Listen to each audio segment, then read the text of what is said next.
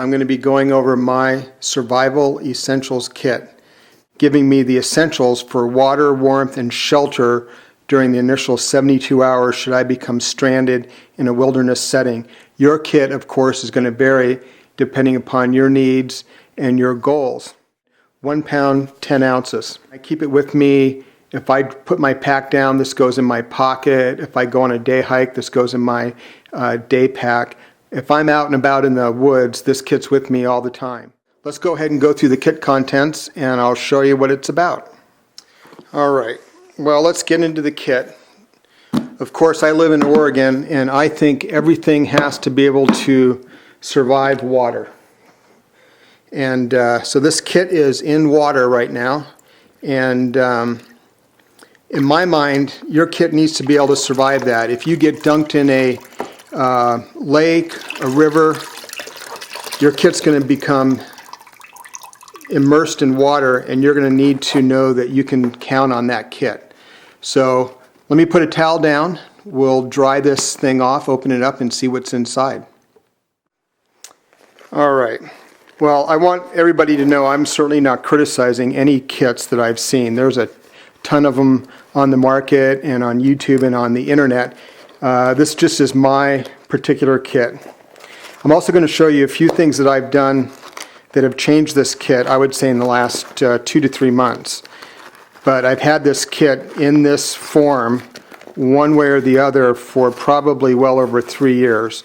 So this is it's just a nice little zipper pouch. I like it because it's got these 2 belt loops. So if I want to put it on my belt, I can do that. I also have in the kit a small pack strap that I've put together with a zip tie. That's tucked down in the corner.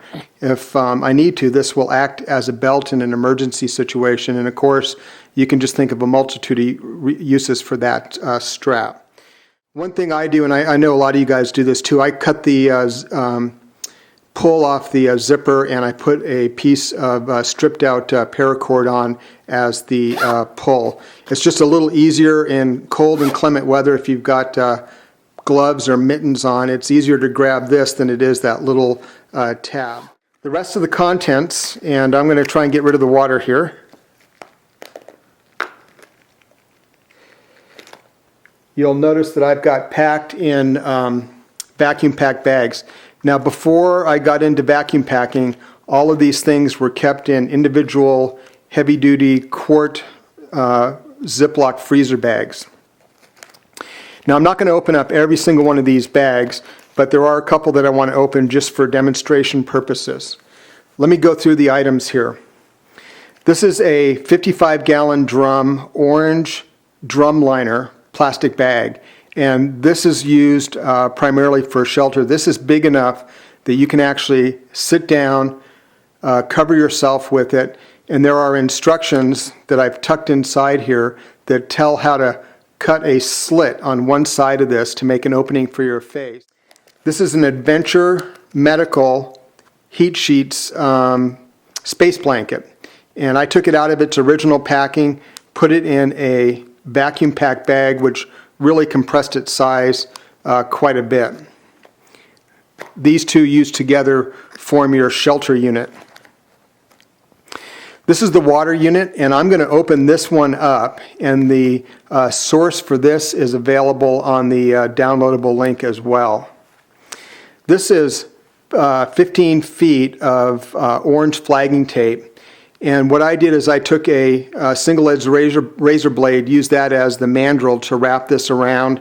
I vacuum packed it just for compactness and durability.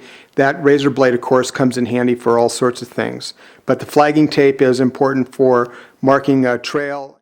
A backup butane lighter. Now, there are a lot of places where these aren't going to work so well, including high altitude and very, very cold weather. But when possible, these can be a quick fire source, and this is my backup one. It's dedicated to this kit. I've got it sealed up in a vacuum bag just to protect it from the weather. 25 feet of 550 cord.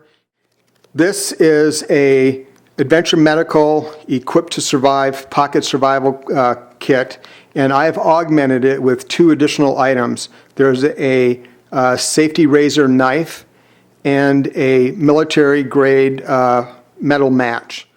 Now, I don't intend to start fishing as soon as I'm lost. If I'm lost, I'm going to do everything I can to stay warm, stay hydrated, and try and get found. I'm not going to go start looking for food right away. I'm certainly fascinated with all of those techniques. There's snare wire in here and a fishing kit. But in the first 72 hours, my energy is going to be conserved and really dedicated towards keeping myself out of the weather, keeping myself warm, and keeping myself hydrated. In this vacuum pack bag are 2 waterproof orange match safes. In one safe is a bunch of REI Storm matches and strikers, and on the other side are waterproof tinder bundles. There's 6 of them packed in there. I think the kit that I'm going to break open that will be the most use for you guys is to take a look at this, and I'm also going to show you where I came from to get to this particular kit. So this has replaced this. This is a 1 liter bag with enough water tabs to do 6 liters. This is 2 liter bag with a water straw, a drip filter, again a total capacity of 2 liters, and water tabs to go with that. So a lot more firepower in a smaller package. But anyway, let me show you what this kit is. So I ordered a couple of things from them and put this together. One of the things was their 1 quart emergency water bag. It comes in a 3-pack, and I basically just took one of them and added it to their Aqua Pouch Plus, which is a water purification kit. And then I also ordered from them a Aqua Mira water straw. So let's take a look at that. And all I did was utilize their Ziploc bag. And then, of course, you guys know my little trick about taking a piece of gauze and putting it in the end of the bag if you end up doing the vacuum sealing thing. I left the bag open, and that acts as a pathway for the vacuum to suck this bag down flat. So there's a very durable, essentially a platypus, if you will, without the neck. It has a Ziploc kind of closure, and then 2 pretty robust grommets that you can hang it with a little bit of paracord. And it also kind of opens up on the bottom, and it'll stand. And then here is the 1 quart bag that goes along with that. And there are, let me see, 2, 4, 6, 8, 10 water tabs. So there's 10 quarts of water. Now the one thing I liked about their kit that kind of intrigued me was in their Aqua Pouch Plus, they include this little pre-filter, which is sort of like a drip coffee filter. And again, I utilized their storage bag, put my gauze in there to suck it down flat. And let me show you what this is.